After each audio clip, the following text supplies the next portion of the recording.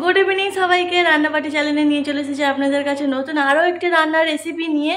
তো আজকের এই রেসিপিটা আমিও কোনোদিনও খাইনি, আর বাড়িতে আমি কোনোদিনও বানাইনি। তো আজকে ফার্স্ট টাইম বানাবো, তো সেই জন্য ভাবলাম চলুন আপনাদের সাথেও শেয়ার করি আমার এই ফার্স্ট টাইম এই রান্নার রেসিপি করার অভিজ্ঞতাটা। তো বলেই দিই কী রান্না করব। তো আজকে করবো আমি হচ্ছে চিলি পটাটো, যেমন করে চিলি চিকেন করে সেরকম হচ্ছে পটাটো দিয়ে করব। তো জানি না গাইজ কেমন হবে, খারাপ হলেও আপনাদের সাথে শেয়ার করবো, আর ভালো হলেও তো অবশ্যই কমেন্ট করবো। স্যাংবি খাচ্ছে এখানে কুদরি। তো চলো রান্নাটা এখানে শুরু করা যাক। তো আমি হচ্ছে আলু পটাটোগুলো কেটে রেখেছি, আর বৌদিও কিছুটা সবজি কাটছে। এই যে দেখুন এখানে পটাটোগুলো কেটে নিয়েছি, এরকম লম্বা লম্বা করে কেটে নিয়েছি, খুব সরু করিনি খুব মোটাও করিনি, এরকম শেপে আমি পরোটাগুলো কেটেছি। আর এখানে কিন্তু দেখুন নিয়েছি আদা রসুন ভালো করে থেতো করে নিয়েছি। তো প্রথমে হচ্ছে আলুটাকে ভালো করে ফ্রেশ করে ধুয়ে আর কিছুক্ষণের জন্য আমি আলাদা একটা বাড়িতে রেখেছিলাম, তারপরে এবারে তুলে নিয়েছি, জলটা অনেকটাই শুকিয়ে গেছে। তো আপনারা চাইলে একটা ভালো সাদা কাপড়েতেও কিন্তু আলুগুলো হচ্ছে একটুখানি জলটা শুকিয়ে নিতে পারেন। তো আমি আর এক্সট্রা করে আলাদা জল শুকালাম না। তো চলুন পটাটোগুলো হচ্ছে ম্যারিনেট করা যায়। তো দেখুন সবার প্রথমে আমি দিয়ে দিচ্ছি একটা ডিম। তো বেশি লাগবে না, একটা দিলেই হয়ে যাবে। যদি মনে হয় আরেকটা লাগবে তারপরে আমি দেবো, আগে জিনিসগুলো দিয়ে দিই, তারপরে যদি মনে হয় যে একটা ডিম দিলে ভালো হয় তারপরে কিন্তু ডিমটা দেবো। ডিমটা দেওয়ার পর তারপরে দেখুন আমি এখানে দিয়ে দিচ্ছি কর্নফ্লাওয়ার। আলুর পরিমাণ মতো কর্নফ্লাওয়ারটা দিতে হবে। আলুটা যেহেতু অনেকগুলোই আছে একটু বেশি করে দিতে হবে কর্নফ্লাওয়ারটা।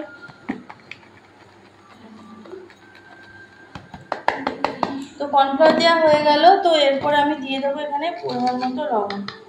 লবণটা বুঝে শুনে পরিমাণ মতো দিতে হবে, নাহলে বেশি নুন হয়ে গেলে ভালো লাগবে না খেতে।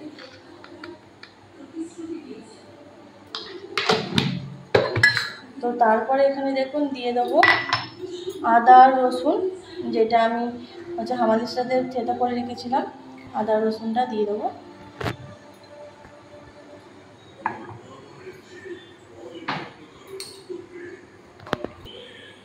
আর তারপরে এখানে দিয়ে দিচ্ছি গোলমরিচের গুঁড়ো, খুব বেশি দিচ্ছি না, একটু অল্প সামান্যই দিচ্ছি গোলমরিচের গুঁড়ো। দিয়ে কিন্তু এটা ভালো করে ম্যারিনেট করে নেবো। তো এখানে দেখুন পটাটোগুলো কিন্তু ম্যারিনেট করা হয়ে গেছে। তো ম্যারিনেট করে আমি কিছুক্ষণ রেখে দেবো, তারপর কিন্তু এগুলোকে ফ্রাই করে নেবো। তো এখানে দেখুন কড়াতে বসিয়ে দিয়েছি তেল, আর তেলটা কিন্তু ভালোই গরম হয়ে গেছে। আর এবার এই ম্যারিনেট করা পটাটোগুলো কিন্তু এবার ফ্রাই করে নেবো।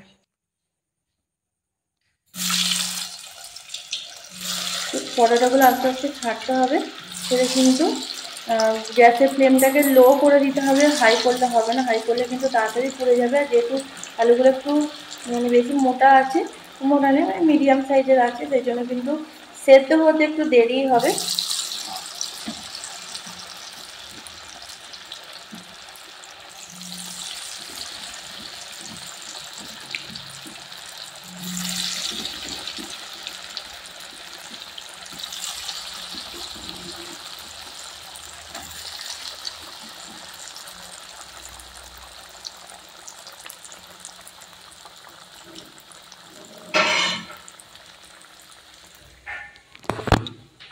তো আমি আলুটা ভাজার সময় দেখুন একটু চাপা দিয়ে দিয়েছিলাম যাতে তাড়াতাড়ি সেদ্ধটা হয়ে যায়।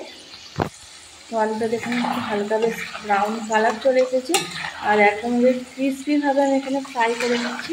দেখুন একদম পটাটোগুলো কিন্তু ক্রিসপি হয়ে গেছে, একটা বেশ ক্রিসপি হয়ে গেলে যে আওয়াজটা হয় সেরকমভাবে আওয়াজটা হচ্ছে যখন পটাটোগুলোকে নাড়ছি। তো দেখুন এগুলো এবার তুলে নিই, বাকিগুলো এই একই প্রসেসে ফ্রাই করে নেব।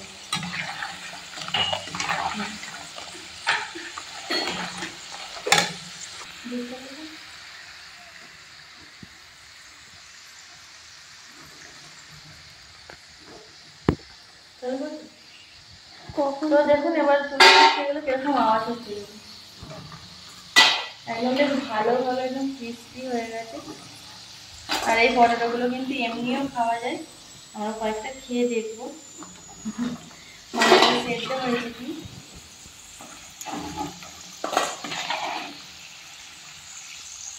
তো এইভাবে আমার তেলটা একটু ছেঁকে ছেঁকে তুলে নিতে হবে। চালু হয়ে গেছে।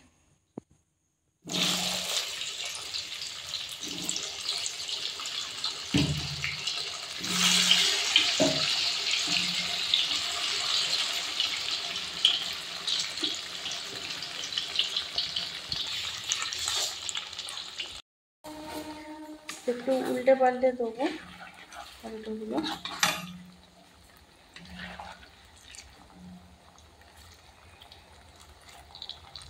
তো মিডিয়াম ফ্লেমে রেখে কিন্তু ভালো করে এগুলো ফ্রাই করে নেব।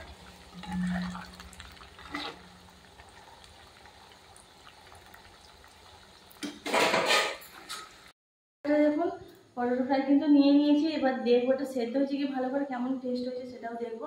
আর ওপর থেকে দেখুন দিয়ে দিচ্ছি কারণ চাট মশলা, কাছ থেকে নিচে একটু দেখো। তো ওপর থেকে দেখুন দিয়ে দিচ্ছি একটু চাট মশলা, একটু মাখিয়ে নেবো। কতটা ক্রিসপি হয়েছে আপনারা কিন্তু সাউন্ডটা শুনেই বুঝতে পারবেন কতটা ক্রিসপি হয়েছে। এখনো গরম আছে।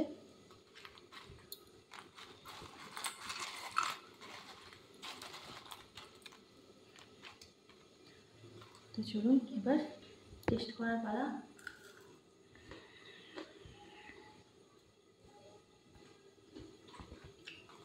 এগুলো কিন্তু এরকম শুধু ফ্রাই করেও খাওয়া যাবে, ভালোই লাগবে। তো এখানে কিন্তু দেখো সমস্ত পটেটো কিন্তু ফ্রাই করা হয়ে গেছে। তো এবার জায়গা বানিয়ে নেওয়ার পালা। তো এখানে সরু সরু করে ক্যাপসিকাম কেটে রেখেছি, পেঁয়াজ কেটে রেখেছি। তো এগুলো এবার এগুলো ফ্রাই করব।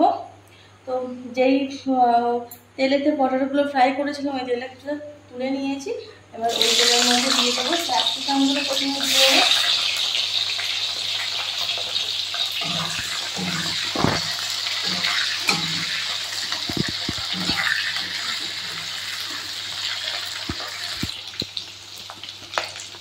তো এর মধ্যে এবার দিয়ে দিচ্ছি এখানে কুচিয়ে রাখা পেঁয়াজগুলো।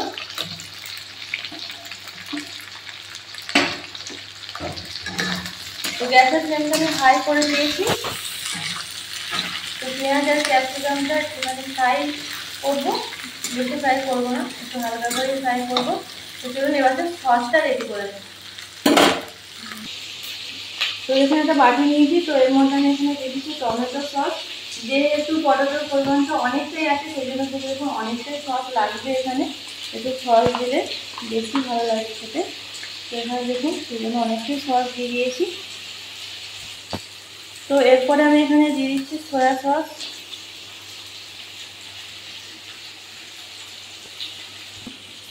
তো তারপরে দেখুন এর মধ্যে দিয়ে দিচ্ছি আমি গ্রিন চিলি সস। তো গ্রিন চিলি সসটা দিয়ে দিলাম। তো এবার এর মধ্যে দিয়ে দিচ্ছি আদা আর রসুন সেটা করে রেখেছিলাম, সেটা কিন্তু দিয়ে দিচ্ছি। দিয়ে এর সাথে একটুখানি ভালো করে ফ্রাই করে নেবো। ক্যাপসিকাম যখন ভাজছিলাম তখনই দিয়ে দিতে হতো, বাট আমি ভুলে গেছি, একটু লেট হয়ে গেল দিতে। আর এপাশে দেখুন সসটা কিন্তু এখানে রেডি করে নিচ্ছি। তো তারপরে এখানে দিয়ে দিচ্ছি 1 চামচ চিনি। এই যে চিনি দিয়েছি, আর দিয়েছি এখানে লঙ্কার গুঁড়ো, কাশ্মীরি লঙ্কার গুঁড়োটা এখানে ছিল না, আমার কাছে ছিল যে এমনি ঝাল যে লঙ্কার গুঁড়োটা হয় ওই লঙ্কার গুঁড়ো। তারপর দেখুন এটা ভালো করে মিক্স করে নিচ্ছি সমস্ত সসগুলো। তো আমি এখন এর মধ্যে লবণ অ্যাড করবো না, সসগুলো দিয়ে দেখবো কতটা লবণ লাগে, তার যদি লাগে তারপরে দেবো। কারণ সসেতে কিন্তু অনেকটাই লবণের পরিমাণটা বেশিই থাকে, বিশেষ করে সয়া সসে। তো দেখুন সসটা ভালো করে মিশিয়ে নিয়েছি। তো সাইড করে ফ্রাই করে দেবো, দিয়ে তারপরে মধ্যে সসটা দিয়ে দেবো। তো রসুনটা দেওয়ার পর একটু ফ্রাই করে নিয়ে তার মধ্যে এবার দেখুন দিচ্ছি এখানে সস।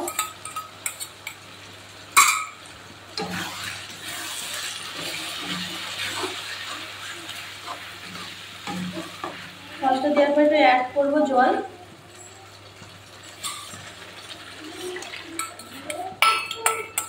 আমি জল অ্যাড করলাম, আর তারপরে দিয়ে দিচ্ছি এখানে পটেটোগুলো।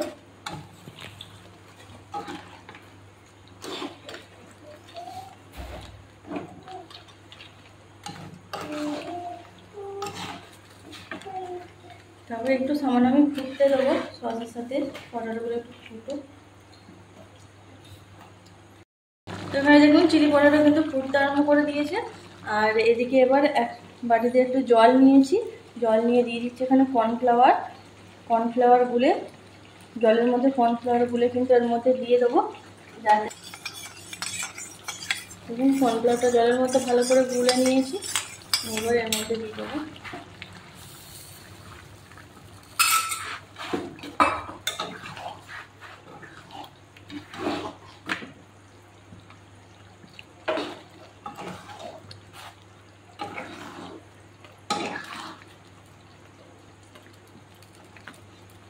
কত সুন্দর করে একটা বসা বসা থকথকে ভাব চলে এলো।